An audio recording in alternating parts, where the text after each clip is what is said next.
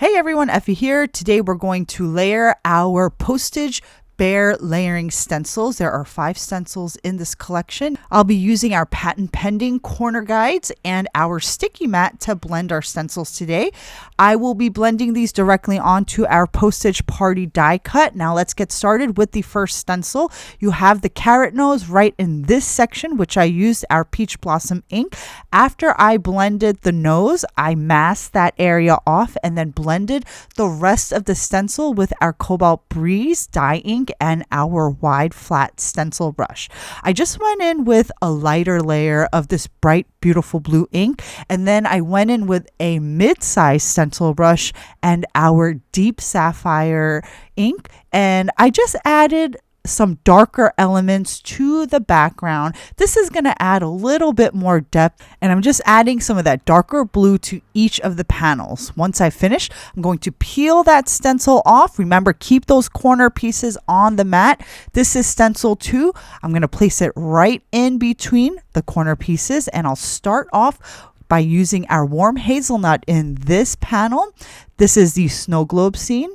Once I finished with the brown, I went ahead with a mini stencil brush and our cherry ink, and I'm going to blend in the Santa hat, the hat for the snowman, the scarf, and also the scarf for the bear. And I'll also blend the same cherry ink inside the lower right-hand portion of the stencil for the candy cane.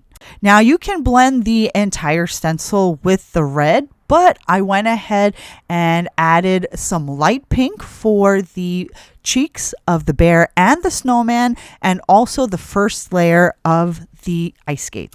Once stencil 2 is done, I peeled that off and I replaced that stencil with stencil 3. We're going to have to do a little bit of selective ink blending for this layer as well. I'm going to start with our soft ash ink and a mid-sized brush, and I'm just going to add some of this light gray ink into the hat and the snowman area. This is going to add a little bit of shading, and also to the cuffs for the ice skates, and also for the clouds in the snow globe scene as well. So for the ice skates, you want to go in with a darker pink since we used a light pink for that first layer.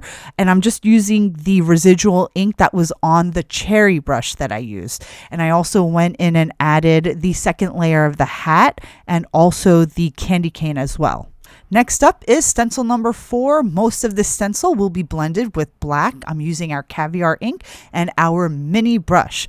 The details on this layer are very small, so you don't want to over blend with black on this particular layer. If you do, the end result might look a little smeared, so just don't be too heavy-handed on this last layer. So I blended most of this stencil with the black, but I am going to go in with our aspen cocoa just for the snowman arms, because I want his arms to have a warmer tone, because I want them to look like twig arms. Next up is our last stencil. This is going to be a narrow stencil. Just nestle it onto the upper right corner piece, and we're just going to blend the entire stencil with green.